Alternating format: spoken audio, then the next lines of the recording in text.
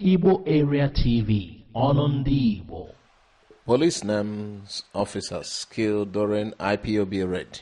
That is from their own angle, according to, well, they have given the name of the officers allegedly killed by people they suspected to be members of the indigenous people of Biafra.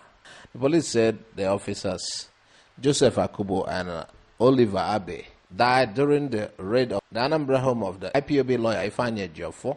According to the police, Mr. Akubo, an assistant superintendent, was attached to the special anti-robbery squad. Mr. Abe, an assistant commissioner, was the area commander in charge of Oraifite. Meanwhile, IPOB has denied the allegation and even accused police of being the one that killed its members, destroying the home of the lawyer representing them, Mr. Ifeanyi Ejiofor. According to earlier reports we had, in the whole incident, 4 people were killed. Reactions to what happened on Monday, Ohaneze Igbo has condemned the touching of Mr. Ejiofor's compound. The President General of the Ohaneze organization called for a judicial inquiry into the unprovoked attack of a law-abiding citizen of the country, whose only crime could be that he was defending his people. The police said the invitation of Mr. Ejiofor was to answer to an allegation, abduction, assault, occasioning harm, and malicious damage to property.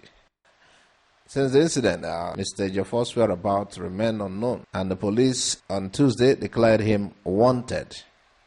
A media advisor of Mr. Nyawodo, Emeka Atama, described the accusation leveled by police against Ejiofor as spurious.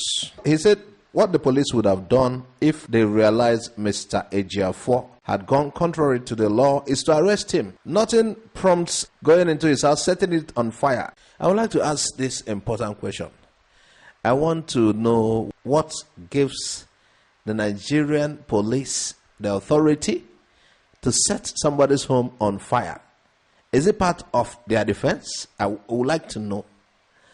Perhaps, I know police carries, some of the mobile policemen, Mopo carries knife for protection, and the police carry gun, and they carry batons. Yes, all these are for defense, and for, it aids their work. But I don't know if Nigeria police carries fuel and matches too, and lighters.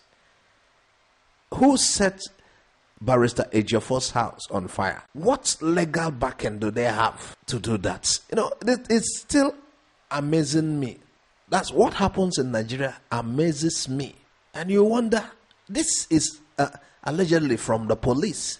You set the house of a lawyer on fire. For what? I think the best the police would have done is get him arrested, charge him. If they felt he's actually culpable of any crime or he was involved in a crime, get him arrested. But for police to put his house on fire, that doesn't spell well for this country. Yes. It's like we are not in a democratic setting. It reminds us of the brutal military days when the soldiers report to none. They are not accountable for their acts. When the dictators are ruling the country. That's what it reminds us of. And the Anambra State Police Command has declared Ifeanyi Ejiofor the lawyer to the leader of the indigenous people of Biafra, IPOB, wanted for killing of 2 police officers in the state. Some irate youths in Oraifite under Ekusigo local government area of the state on Monday reportedly killed 2 policemen for allegedly attacking the house of Ejiofor. We had from a source that the retaliation was in response to the invasion of the lawyer's house on Monday. The retaliation happened because the lawyer's house was invaded and police burnt them. The commissioner of the police in the state, John Abang, disclosed while speaking with journalists in Awka, the state capital, on Tuesday. He said, I would like Nigerians to know that Barrister Ifeanyi Ejiofor, a member of the IPOB, has been declared wanted.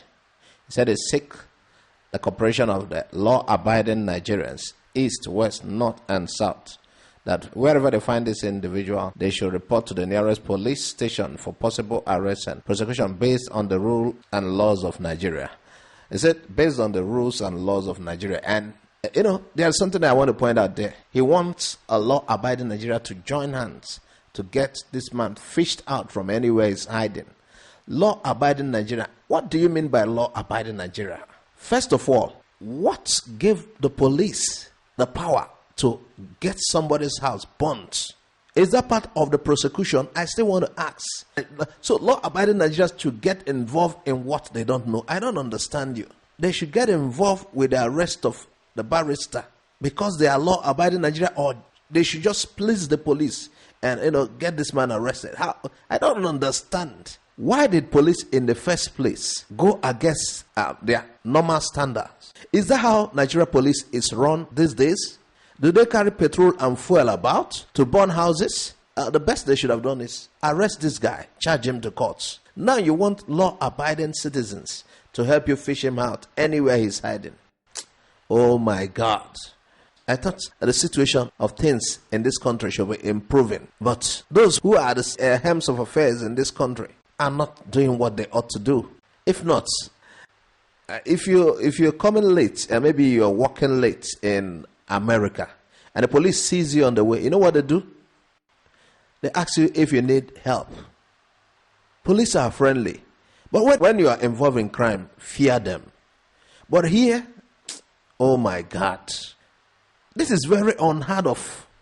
Police setting somebody's house on fire. For what? What law backs the police to set somebody's house on fire? Where is it in the law that police should set somebody's house on fire?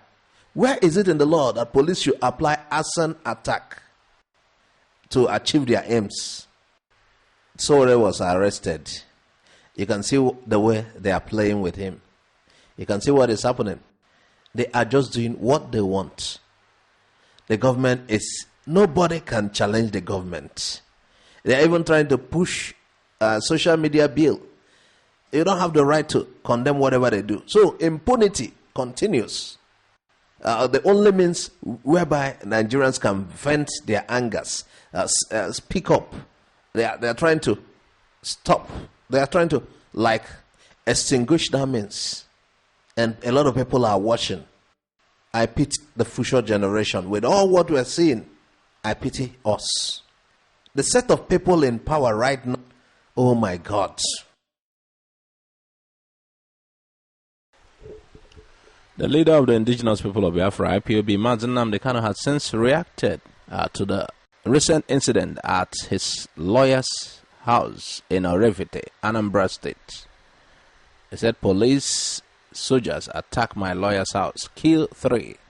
He has called on the world bodies to intervene against this alleged intimidation of IPOB members in Nigeria. This attack, according to him, has continued.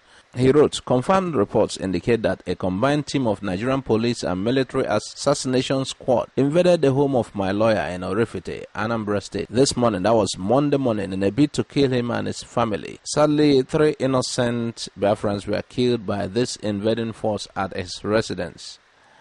He said this comes on the heel of yet another killing of 2 IPOB members who were peacefully gathering in Arundi Zogo on Sunday, December 1. Their bodies are still in the morgue. He said police and army must know that the time is fast approaching when British diplomatic crowds and protection may not be enough to shield them from the consequences of their daily crimes against innocent civilians. Say, attacking the home of my lawyer is a step too far. He added, there's a United Nations mission, U.S. Embassy, British High Commission, and other highbrow foreign diplomatic presence in Nigeria who should take note of these ugly developments and convey them to their home countries. According to him, it's their responsibility to ensure that this wanton brutality and lawlessness and anarchy are duly noted for the records, because there will be a time some people will be made to answer to this. We dumped Uwazurike because of deceit, MASSOB says. Movement for the Actualization of the Sovereign State of Biafra on Monday said it parted ways with its founder, Ralph Uwazurike, because of the seat. This was a statement coming from the National Directorate of Information, Edison Samuel of MASSOB. He said that the current leader of MASSOB, Nnamdi, did not meet with Uwazurike for any truce or any kind of settlement as speculated in the media. Said the leadership of the Movement for the Actualization of the Sovereign State of Biafra has denied ever having any direct or physical meeting with Ralph Uwazurike. He went further to say, Nnamdi has never called, sent text or chatted with Uwazurike directly or through someone else's phone since 2014 when MASSOB separated from him. So that was in reaction to a circulating news that the current leadership of MASSOB is begging Uwazurike and appealing for him to forgive them. They said there was nothing like that. But actually they are aware that one Coleman Mmejuru Ikemba Ndibo, the selfless pro-Biafra activist, is trying to unite all the factions, including IPOB, and had invited them to come for a kind of settlement, a peace meeting. They are aware, they are actually aware of that, but not that they initiated it. No, that he, Uwazurike, is happy to see that happen. Actually, so the news making rounds that they are begging him to forgive them was not true. Thanks for watching Igbo Area TV. Please subscribe to our YouTube channel. Also click the bell icon. Like our Facebook page. Join our Facebook group. Follow us on Twitter and Instagram. Bye for now.